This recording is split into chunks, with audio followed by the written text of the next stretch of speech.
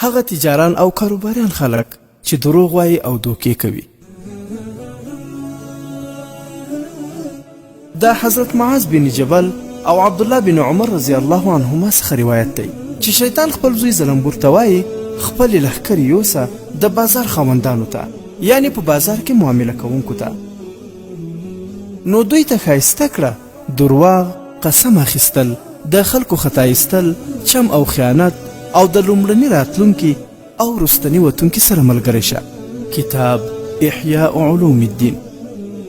یعنی د دې لپاره چې شیطان په بازار کې معامله کوونکي خلک ډېر وغولوي او په هغوی باندې ډېر ګناهونه وکړي، نو خپلو زامنو ته وایي ولاړ شئ، کوم خلک چې بازار ته راځي هغوی ته هر ډول ګناه ښایسته کړئ، لکه درواغ ویل، قسم اخیستل، د بل مسلمان ورور دوکه کول، و مشتری او یا بل چاته چم او دوکه ورکول او خیانت کول، او د هغه چا ملګری شئ کوم چې بازار ته تر ټولو مخکې راځي او تر ټولو وروسته ځي. یعنی کوم څوک چې په بازار کې ډیر وخت تیروي نو د هغه سره ملګری شئ. یادونه په کتاب احیاء علوم الدین کې راځي د شیطان 15 اولاد دي.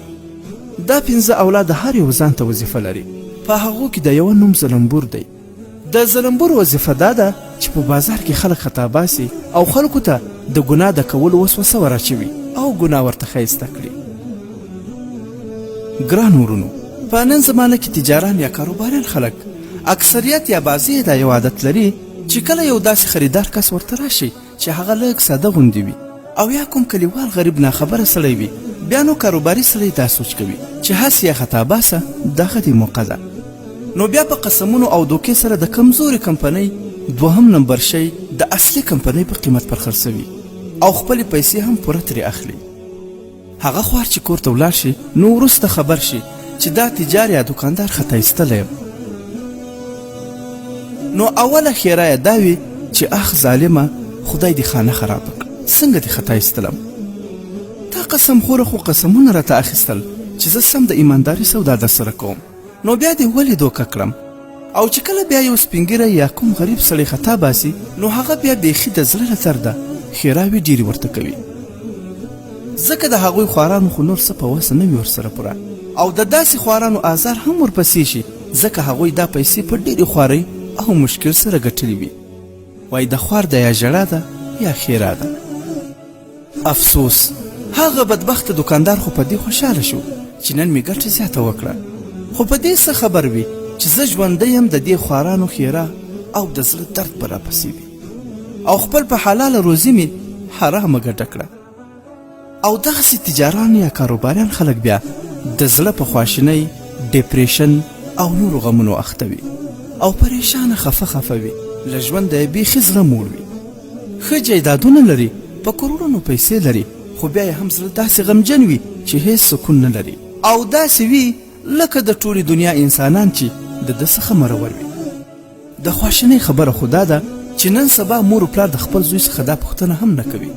چې زویه ستا کاروبار په حلاله ګټه روان دی او که خلکو ته دوکې ورکوي، او نه هم ښځه د خپل خاوند څخه دا پوښتنه کوي.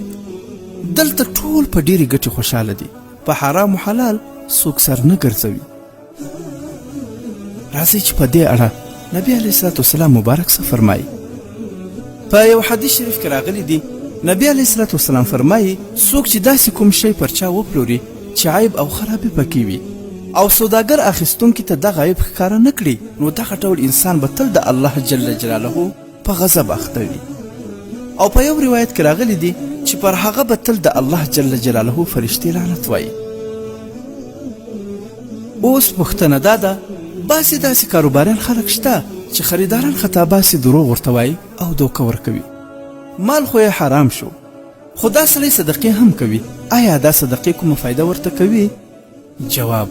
په داسې حرامه ګټه کې صدقه خو بیخي ثواب نه لري بلکې ګناه کار دی.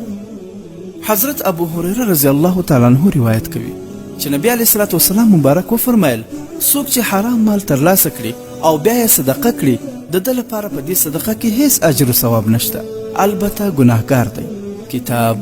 ترغیب جلد نمبر 2 صفحه نمبر 549. په یو بل حدیث شریف کې راغلی دی چې نبی علیه الصلاة والسلام مبارک وفرمایل څوک چې په ناروا طریقه کوم حرام مال لاسته راوړي او له هغې څخه صدقه او خیرات وکړي نو دغه صدقه به یې نه قبلیږي او په دې کې چې څه په خپلو اړتیاو او مصالحو کې مصرف کړي نو په هغې کې به برکت نه وي او که له مرګه پس یې په ترکه او میراث کې پرېږدي نو دا به د هغه لپاره د دوزخ توښه وي باور وکړئ چې الله تعالی بدي په بدۍ سره له منځه نه وړي یعنی د حرام مال صدقه او خیرات کول د ګناهونو د بخښنې وسیله کېدی نشي بلکې بدي په نیکۍ سره له منځه وړي یوه ناپاکي په بله ناپاکۍ ختمېدی نشي کتاب مسند احمد اوس هغه تجاران او کاروباریان خلک در یادوم چې په حلال کسب سره حلاله روزي ګټي راځئ چې د هغو په اړه نبي علیه الصلاة والسلام مبارک څه فرمایي حضرت معاذ رضی الله تعالی عنه روایت کوي چې نبی علیه الصلاة والسلام مبارک وفرمایل